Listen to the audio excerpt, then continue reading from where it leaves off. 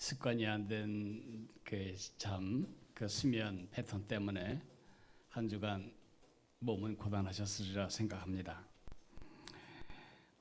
내일 오픈하우스 준비를 잘 해야 합니다. 1시 반부터는 여기에 식탁을 끓이는 일을 해야 합니다. 그리고 3시에는 삼전동 1번지 있죠. 트리지움하고 엘스 그 사거리 수협, 삼전동 1번지 수협 그 건너편에 그 코너에서 길거리 공연합니다. 버스킹이라고 하죠. 우리 교회에 찬양 잘하는 형제들과 함께 거기에서 사람들에게 버스킹하면서 커피 대접하면서 우리 교회를 소개하는 일을 합니다. 그들은 하든지 말든지 나하고 관계없다 그러지 말고 와서 격려도 해주고, 그 있잖아요. 왜 장사를 해도 들러들이 와가지고 손님인 척하면서 막 싸다 어쩌다 그러는데, 하나님 나라 일을 하는데 이렇게 우리가 협력이 안 되면 안 되잖아요, 그죠?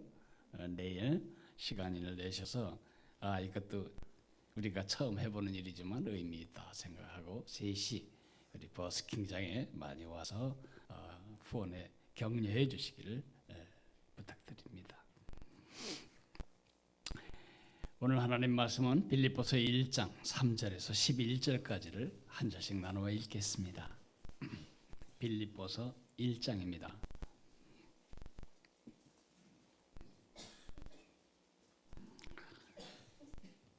빌립보서 1장 3절부터 한 절씩 나누어 읽습니다. 내가 너희를 생각할 때마다 나의 하나님께 감사하며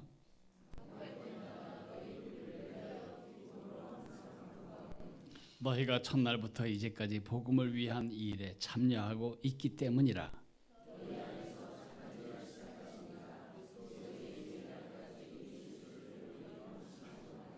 내가 너희 무리를 위하여 이와 같이 생각하는 것이 마땅하니 이는 너희가 내 마음에 있음이며 나의 매임과 복음을 변명한 거 확정하며 너희가 다 나와 함께 은혜에 참여한 자가 됨이라.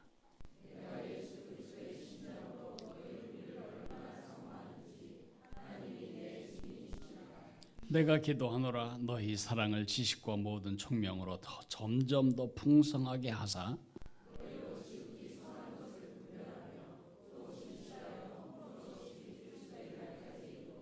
같이 읽습니다. 예수 그리스도로 말미암아 의의 열매가 가득하여 하나님의 영광과 찬송이 되기를 원하노라. 아멘. 빌립보서는 제가 보기에 성경책 중에 가장 행복한 책입니다. 가장 기쁨을 많이 표현하는 책입니다.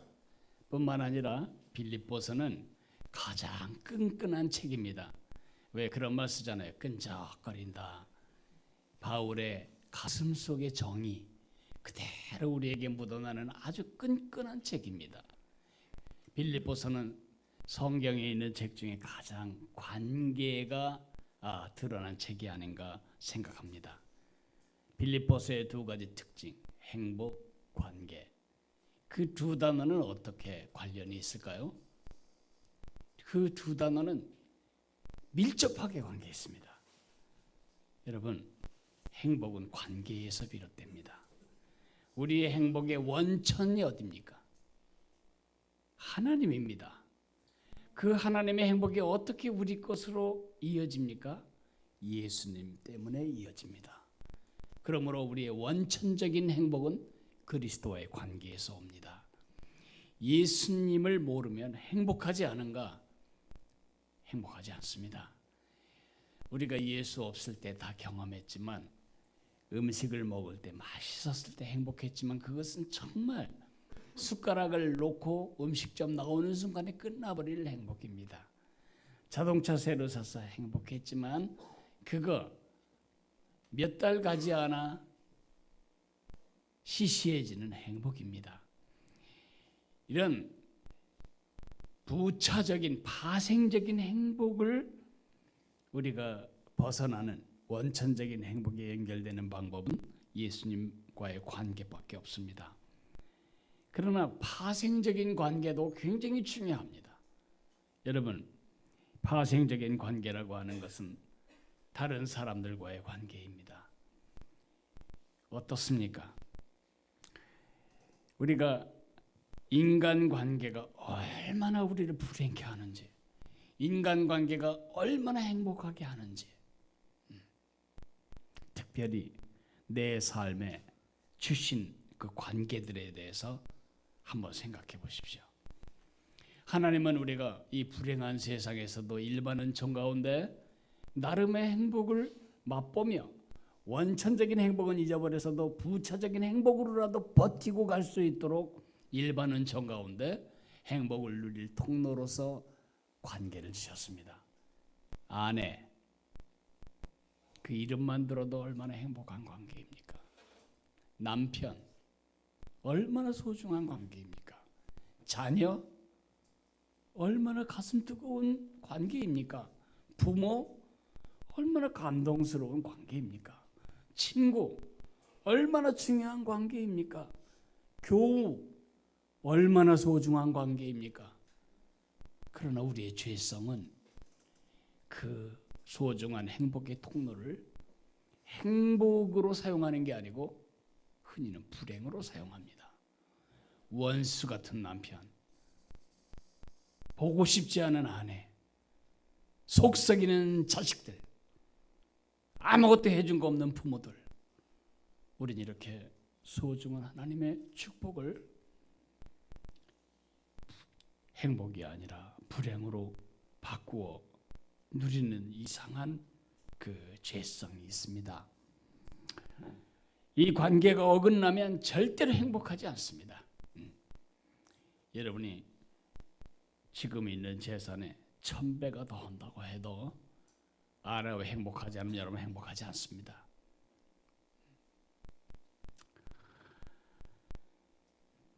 선생님과의 관계가 어긋난 학생은 그 한 해를 지옥으로 보내요.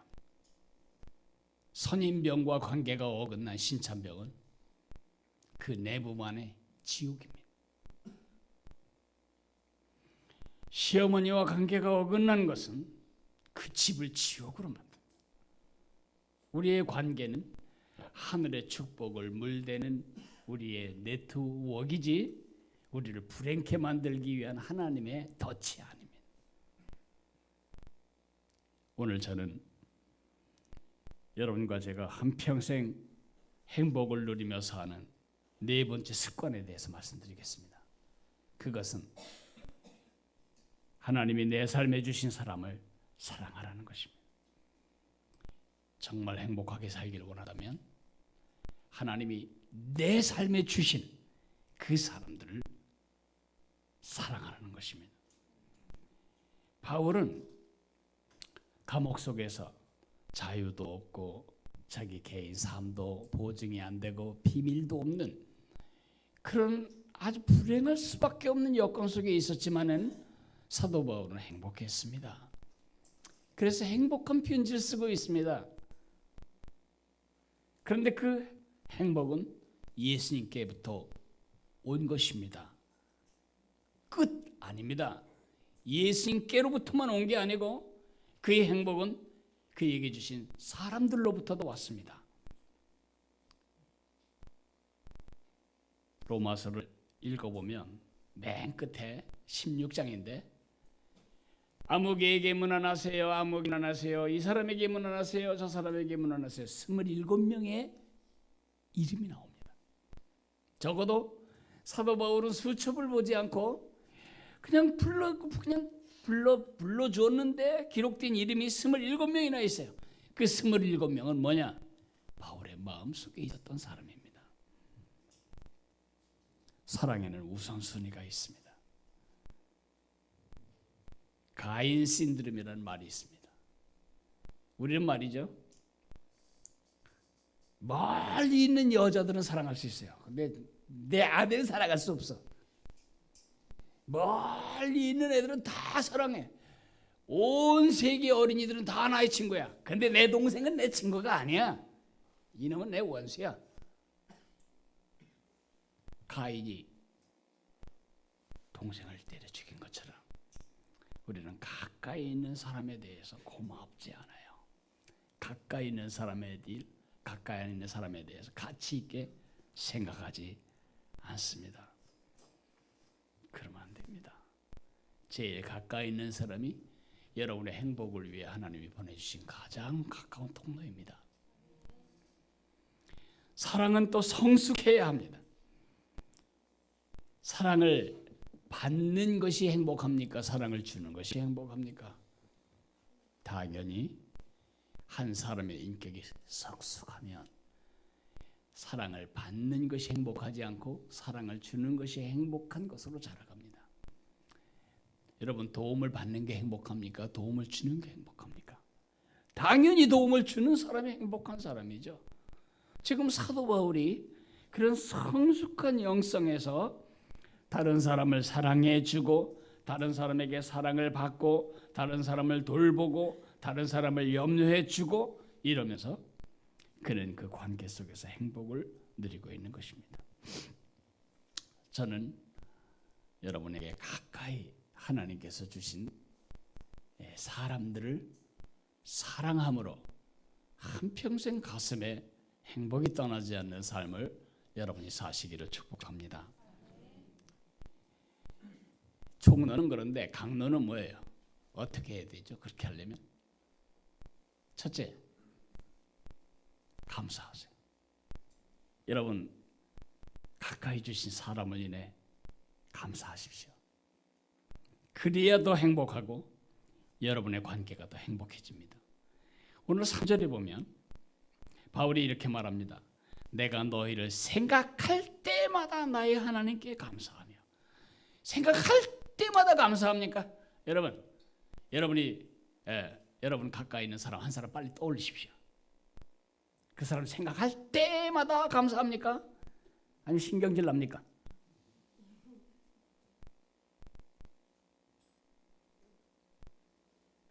첫 생각이 무엇입니까? 우리는 그 사람 생각하면 너무 고맙다 이런 생각은 많이 안 나고요. 속상하다, 아쉽다 이런 생각부터 나요. 왜냐하면 우리가 망가진 사람이기 때문에 그래요. 관계가 가깝고 오래될수록 당연해요. 그래서 감사한 게 보이는 게 아니고 감사한 게 생각나는 게 아니고 허물이 생각이 나. 긍정적이고 좋은 점이 생각나는 게 아니고 부정적인 것이 생각이 나요. 우리가 DNA가 우리가 배은망덕한 DNA예요. 나는 안 그렇다 그런 말 하지 마세요. 우리 다 배은망덕한 것이 우리의 본질이에요. 시간이 가면 감사를 다 잊어버려요. 자기가 변해놓고는 당신 처음에 안 그랬는데 왜 이래? 자기가 변한 겁니다. 이 교회 왜 이래? 처음엔 참 좋더니 자기가 변한 겁니다. 예수님 처음에 내게도 잘 들어주더니 요즘 왜 이래? 예수님이 어디 가시나? 그래.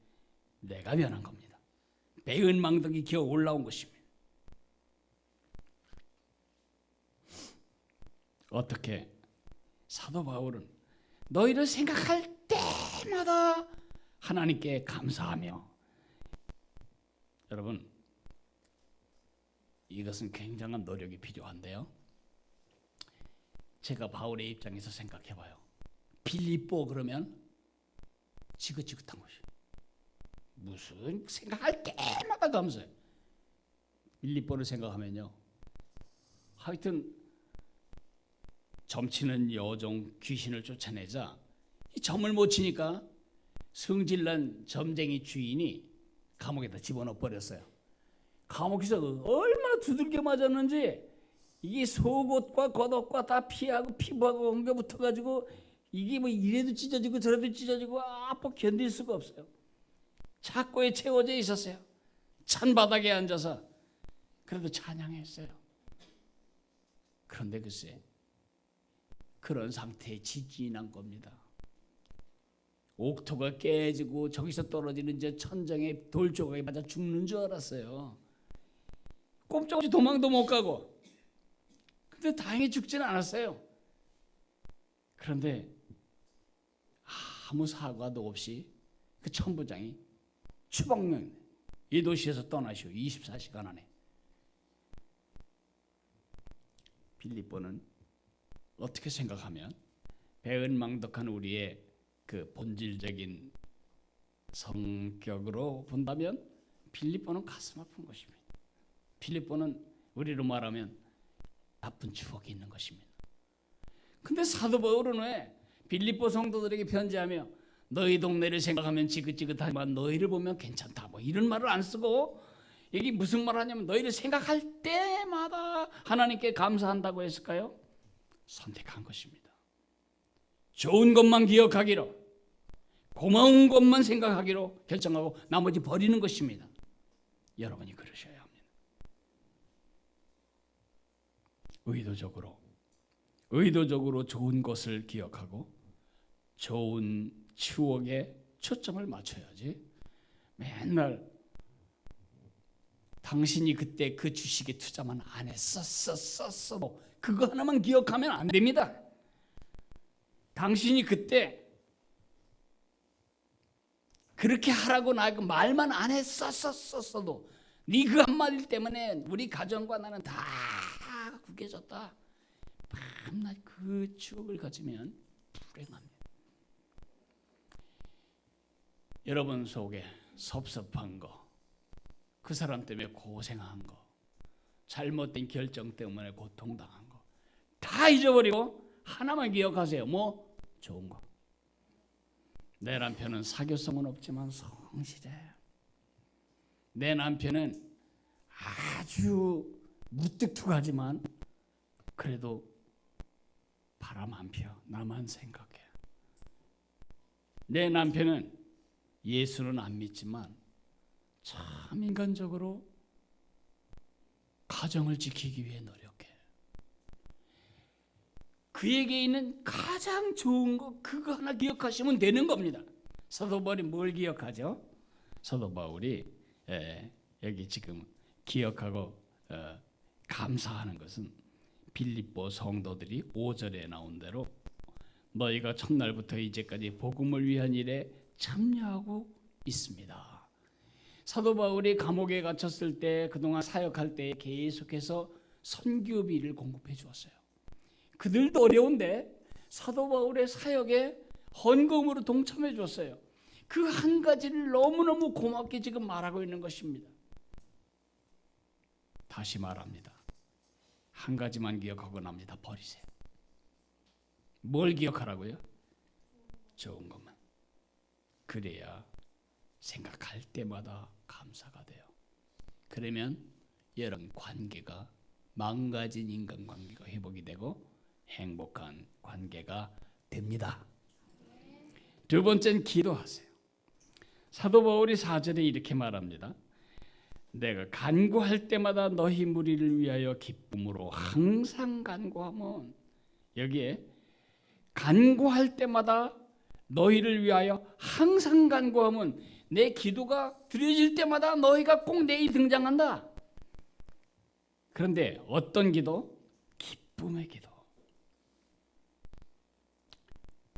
여러분 이제는 가족 중에 누가 아니고 여러분에게 껄끄러운 사람, 섭섭한 사람 한 사람 떠올려 보십시오. 빨리. 쉽지요? 쳐다보지 말고 서로 그냥 생각만 하라고. 쳐다보면 오해해요. 저 사람이 날 섭섭하게 생각했나.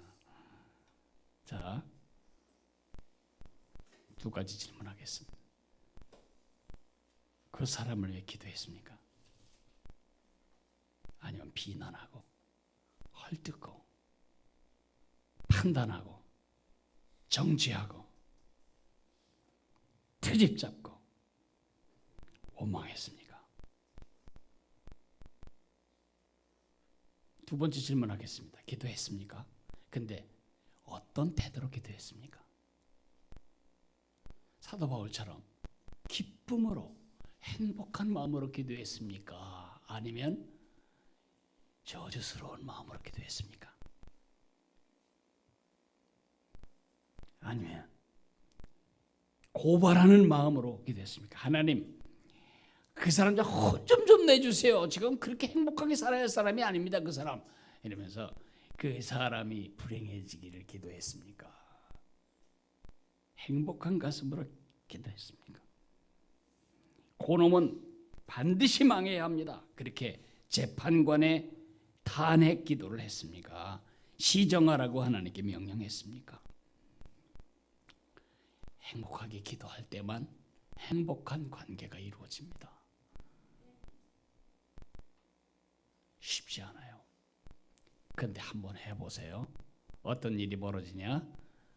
그가 행복해지는 건 두 번째고 내가 행복해지기 시작합니다.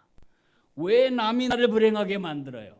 왜 누구 때문에 여러분의 행복을 손해보셔야 합니까? 그러므로 그 관계를 회복하는 좋은 방법은 행복한 기도를 하는 것입니다. 나쁜 관계를 좋은 관계로 변환하는 가장 빠른 길은 행복한 기도하는 것입니다. 사도 바울은 뭘 위해서 기도했죠? 빌립보 성도들 출세하는 거, 빌립보 성도들 사업 잘 되는 거 위해서 기도하지 않았습니다. 빌립보 성도들을 위해 기도한 바울의 기도는 거기 기록되어 있죠. 10절부터 11절까지 있는, 아니죠, 9절부터 11절까지 있는 기도는 한마디로 말하면 이들이 예수님을 알고 예수님을 사랑하고 예수님 안에서 자라고 예수님의 열매를 맺는 것이었습니다. 그것이 행복의 통로이니까요. 여러분도 자녀를 위해 뭘 기도합니까? 이번 중간고사 잘 보게 도와주세요. 제발 그런 것만 기도하지 마세요. 중간고사 1등, 학기말고사 1등, 전 학년 1등, 전 대학 1등 했던 우병우 수석은 지금 어떻게 됐습니까? 뭘 위해서 기도해야 그 사람이 행복하다고요? 예수님을 알고 예수님을 사랑하고 예수님 안에 자라고 예수님을 닮아가도록 기도하셔야 됩니다. 세 번째, 기대, 최상의 것을 기대해 주어야 합니다. 여러분 관계가 행복한 관계로 바뀌기를 원한다면 행복한 최상의 기대를 하셔야 합니다. 6절에 보니 사도 바울은 이렇게 말합니다. 너희 안에서 착한 일을 시작하신 이가 그리스도 예수의 날까지 이루실 줄을 우리가 확신하노라.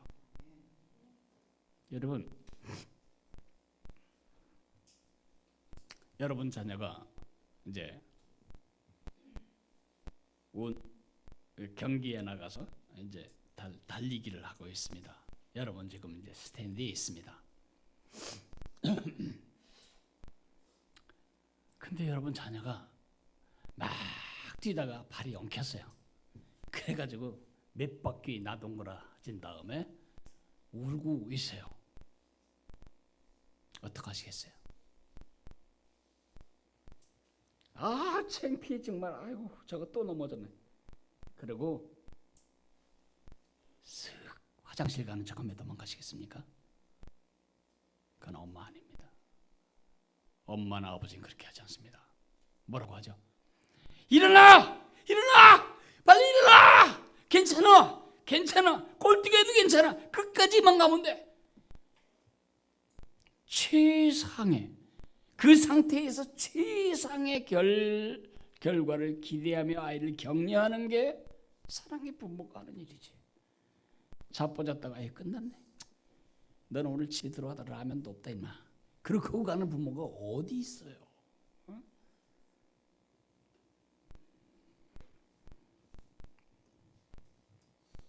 잔소리로 변화될 사람은 아무도 없습니다. 기대로만 사람은 변화됩니다. 기대하고 기다려주세요. 사도 바울은 빌립보 성도들 안에 착한 일을 시작하신 분은 반드시 그것을 이루실 것을 믿어줬습니다. 하나님이 하시고 있기 때문에 그 공사가 끝날 때까지 자기가 썩었니 잘됐니 못됐니 그렇게 말할 형편이 아니라는 것입니다. 예수님이 시작하신 일을 반드시 이루실 것이기 때문에 그는 기대하고 기다려줄 수 있었습니다. 여러분은 어떻게 말하는 사람입니까? 넌 아직 멀었어. 당신은 아직 멀었어. 그렇게 말하는 사람입니까? 여러분 사람을 기죽이는 사람입니다. 저기까지 가야 되는데 넌 아직 멀었어. 그러면 정말 가고 싶지 않아요. 근데 너 엄청 많이 왔어. 그러면 조금만 더 가면 될 것 같아요. 그죠? 남은 거리 말하지 말고 온 거리 말해주세요. 괜찮아. 시작했잖아. 시작이 반이라고 그랬잖아. 난 시작이 반이라는 말을 누가 만들었는지 모르지만 너무 사람을 격려하는 사람이 만든 말입니다. 시작이 무슨 반이에요. 저기죠. 갈 거에 생각하면. 그러나 시작이 반이라고 격려를 받을 때 이미 반을 접어놓고 갈 수 있는 것입니다. 왜 그걸 아끼고 인색해요?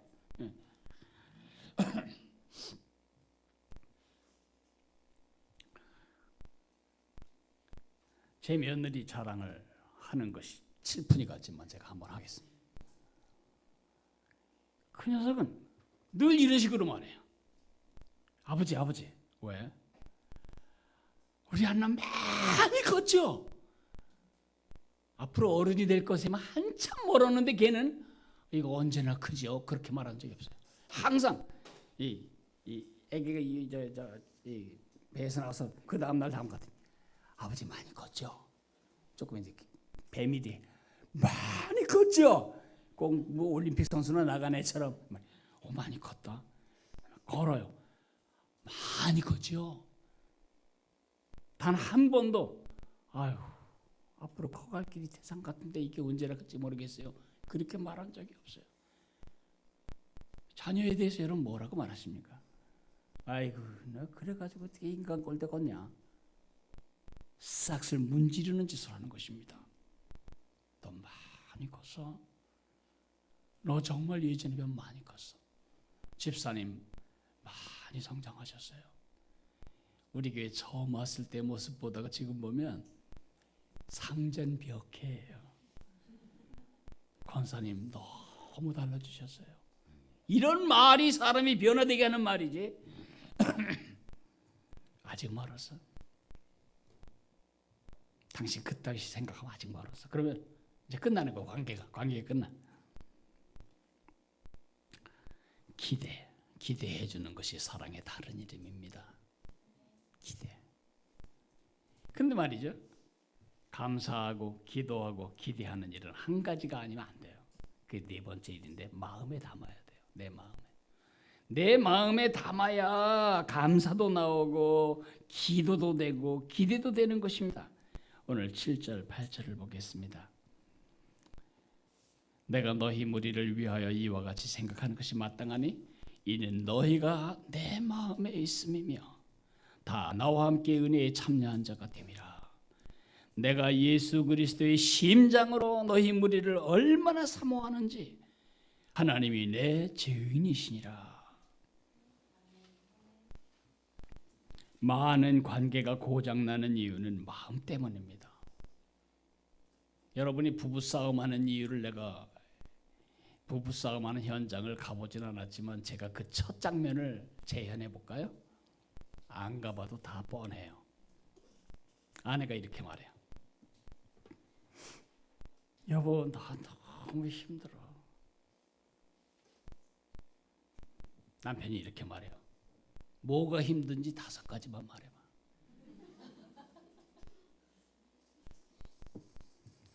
아내가 여보 나 힘들어. 그 말은 가슴의 얘기예요. 이 마음의 얘기라고 하는 이 마음이 지금 힘들다 그거예요. 근데 남편은 머리로 대답해. 그래 그렇게 힘든 이유가 뭔지 이유를 말해봐. 그럼 아내가 말합니다. 당신은 내 마음을 몰라. 이해가 안 된다는 뜻이 아니라 내 공감을 못한다는 뜻이잖아요. 그 사람은 마음으로 말하는데 나는 머리로 대답한다고요. 그건 마음에 없기 때문이에요. 여보 나 요즘 어머니 때문에 너무 힘들어. 그러면 당신 힘들구나. 가슴에 가슴으로 얘기를 해야 되는데 거기다 대고 말이에요. 자 생각해보자. 벌써 머리. 네가 어머니를 위해서 뭘 해줄 게 있다고 그러냐? 뭐 생각해. 어머니가 너에게 얼마나 많은 거 해줬냐? 또 머리에. 안 돼. 대화가 안 돼. 고양이하고 개하고 대화하는 거 똑같아. 그러니까 내가 말지. 그래서 관계가 좁혀지는 거예요.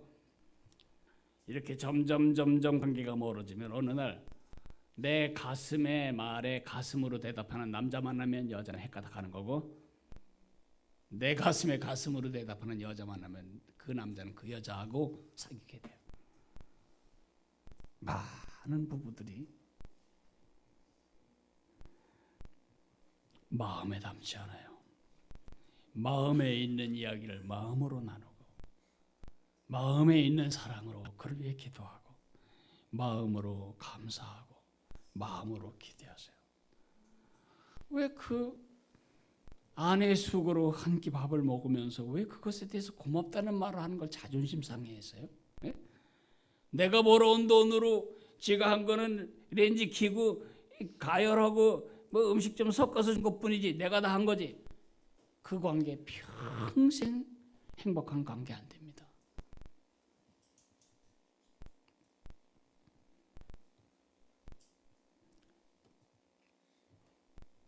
공감.